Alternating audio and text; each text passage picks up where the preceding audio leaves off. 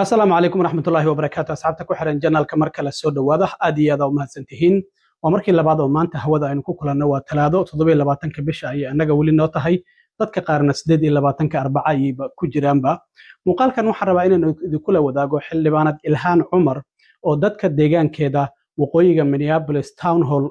kula hadlaysay ayaa nin cadaan ah uu soo weeraray waxana uu ku buufiyey waxyaabo liquid ah oo aad u ur badan iyadoo dadka la hadlaysay ninkii waa la qabtay xildhibaanad Ilhaan Cumarna waxa ay diiday in ay joojiso hadalkeedu waxa ay tiri waan dhammaystiranaya arrintaasi waan idinla wadaagayaa labadii askari oo sabtidii ninkii cadaanka ahaa ee kalkaaliyaha caafimaad ah ee Alex Spreti ku dilay Minneapolis oo shaqada laga joojiyayna waan idinla wadaagayaa xildhibaanad Ilhaan Cumar oo la hadlaysay dadka deegaanka laga soo doorto gaar ahaan waqooyiga Minneapolis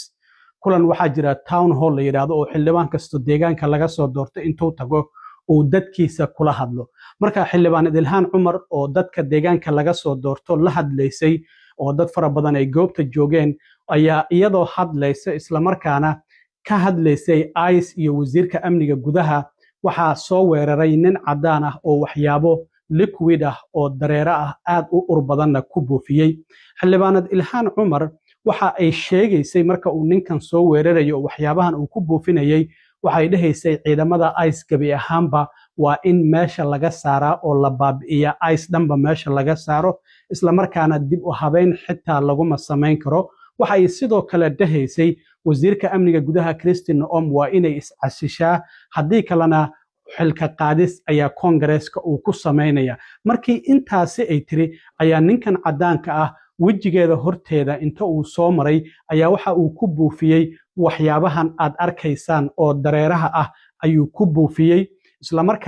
isla markiiba ilaaladeeda ayaa ninkii gacanta ku dhigay waxana ninku xitaa uu ku qaylinayay Ilhaan Cumar waa inay iscasishaa ayuu ku qaylinayay isla markiiba Ilhaan xitaa dhinaciisa ayay u oroday laakiin ilaalada ayaa ka celiyay ilaaladii ayaa ninkii gacanta ku dhigay isla markaana dhulka dhigay Ilhaan Cumar isla markiiba marka ilaaladeeda ayaa u yimid si ay goobta uga wadaan waxa ayna tiri maya ma tagayo hadalkayga waan sii dhammaystiranayaa waxa ay sheegtay waliba ninkan foosha xun waxay tiri igama hor istaagayo inaan hadalkayga joojiyo xitaa ilaaladeeda waa ay ka baryayaan in ay xitaa dharka soo bedelato maxaa yeelay dadka qaar waxay leeyihiin waxaan aad ay u ur badan yihiin tiish halaysiyo ama naabkin ay leedahay oo aan isaga tirtiro waxana la taliyaasheeda xitaa ay leeyihiin at least ugu yaraantii dharka soo bedelo kadibna dib u soo laabo marka Ilhaan waa ay diidaysaa 10 daqiiqo halaysiyo ay leedahay oo hadalkayga aan ku dhammaystirto oo waa ay diidaysaa inay goobta ka tagto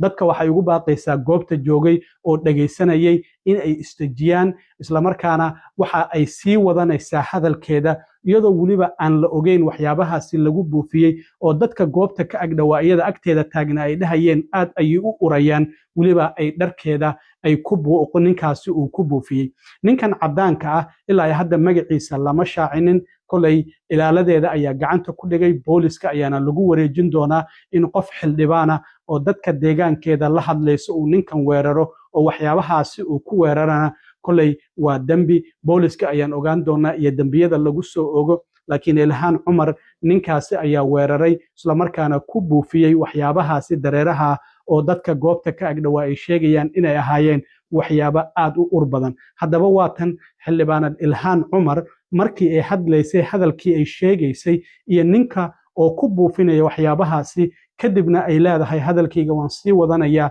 oo ma joojinayo ilaaladeeduna ay ka baryayaan in ay joojiso ayna hadalka kadibna goobta laga wado iyadoo loo baqayo safetygeeda ama ammaankeeda bal ila daawada ICE cannot be reformed, it cannot be rehabilitated. We must abolish ICE for good.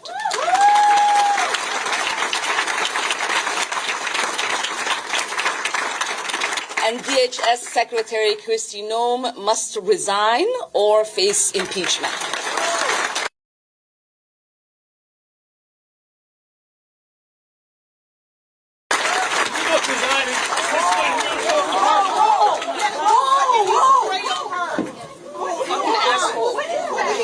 I don't know. Oh my God. Oh my God. Oh my God. He sprayed something on her. I need a napkin to know nothing. It smells terrible. No, we'll go on. No, we We will continue. No. You need to go get checked. No, We will continue. Assholes are not going to get away you with need it. to go get checked. No, you don't know what he's doing.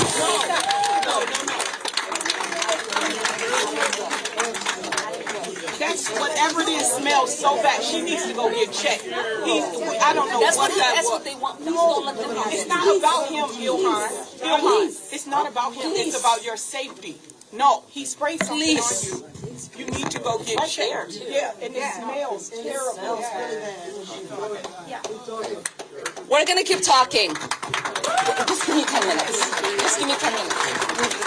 I beg you. Please don't let them have the show. Please don't let them have the show. Please don't let them have the show. Here is the reality that people like this ugly man don't understand.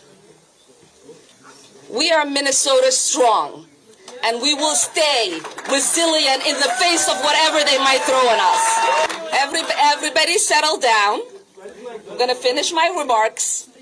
It is important for me to continue to lead my Democratic colleagues in demanding her resignation.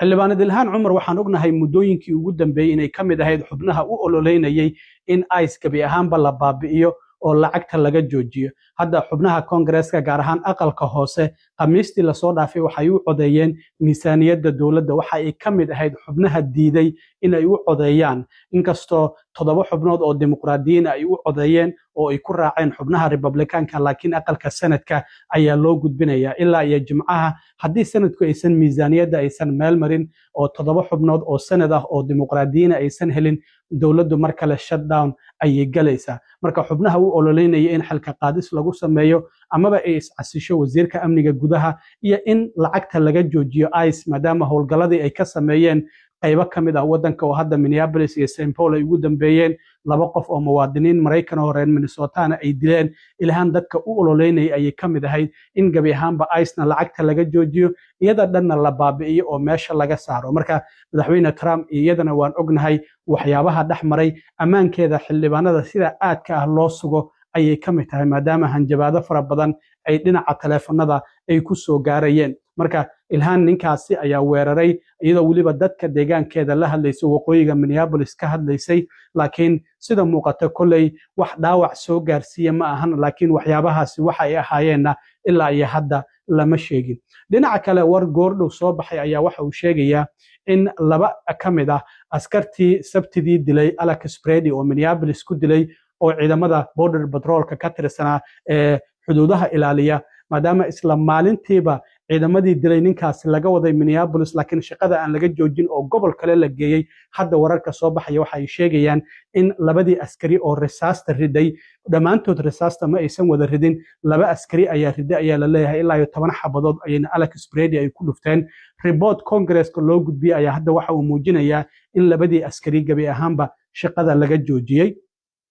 oo la fayar gareeyay magacadooda lama shaacin laakiin 2 askari waxa la leeyahay waa la fayar gareeyay oo shaqadii waa laga joojiyay madaxweyne Trumpna waxa uu maantadii hore sheegay in baaritaan lagu sameyn doono dilka Alex Brady oo sheegay in baaritaankaasina uu noqon doono mid isaga lala wadaago marka la soo gabagabeeyo gobolka waa kii isaguna yiri anaguna dhinaceena ayaan baaritaan ka sameynayna xitaa garsoore maxkamadeed inta ay u tageen garsooruhu uu ogolaaday in dawladda federaalku aysan baabi'in oo aysan burburin cadeymaha waxyaabihii ka dhacay goobtaasi oo dawladda federaalku markii hore gacanta ay ku degsida FBI-da oo kale gobolkuna waxa uu leeyahay inagu dhinaceena baaritaan ayaan ku sameyn doonaa dawladda federaalkuna dhinaceeda baaritaan ayay ku sameynaysaa xitaa waxa la leeyahay madaxweyne Trump iyo wasiirkiisa amniga gudaha waxa habeennimadii Isniintu ay soo galeysay oo Axaddu ay sii baxaysay kulan 2 saacadood ay ku yeesheen aqalka cad ee Mareykanka taasi oo sababtay in shaqooyinkii gudaha oo ciidamada ICE ay qabanayeen